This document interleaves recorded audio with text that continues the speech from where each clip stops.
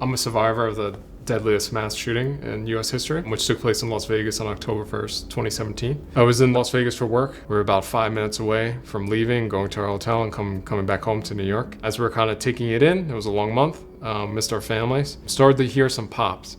And the performance was going on. I think it was Jason Aldean. It was just kind of like the last big performance. There was kind of a bit of a lull in silence. Performance kind of went on.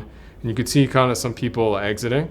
And then the pops started to become more consistent. Something visually I'll never forget is a sea of people, thousands of people, basically in unison, moving at once, just running for their lives. That night in Las Vegas, the shooter was firing from the 32nd floor of the Mandalay Bay into 20,000 people. And he had upwards of 30 to 40 guns.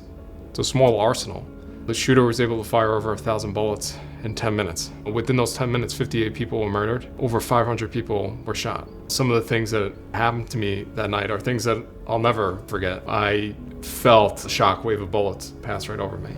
And, feeling that type of pressure over your body and hearing the pings of bullets hitting around you was something that nobody should ever feel or experience. It's important for me to share my experience because, I'm a dad, young dad of kids. I don't want them to grow up fearing for their lives just to basically go about their day. I feel like if I share my story, it becomes more real, especially within my community. It's not something that's very distant that you see on, CNN or something like that. I'm your neighbor, I'm your coworker, I'm your friend as well. And so that's why I share my story, to continue to kind of raise awareness about this issue. Hearing somebody's trauma, it changes the oxygen in the room. And so when you're able to kind of sit down and talk to a survivor, whether it's something that happened to them or if they've lost a child or someone else that they care and love for, it breaks down all those barriers and walls. And you could really have a conversation that this is an issue about public safety. I think, misconceptions about what I'm personally trying to achieve and also just kind of the gun violence prevention movement is trying to achieve is that we're gun grabbers. We're not trying to take guns away, believe in the Second Amendment, self-protection. We just don't want mass shootings to occur. We don't want people who may need help to actually use a firearm to commit suicide and so forth. And so it's really kind of bringing that front and center that, these aren't political talking points. This is real life. This is a matter of life and death. And we have over 100 people that are killed by guns every single day. That's almost 2 Las Vegas shootings every single day. And so I think it's more so, do we actually want to live in fear of this happening in our lives? We're fearful of sending our kids to school. We shouldn't be. That there might be a mass shooting there as well. There is a ripple effect to this.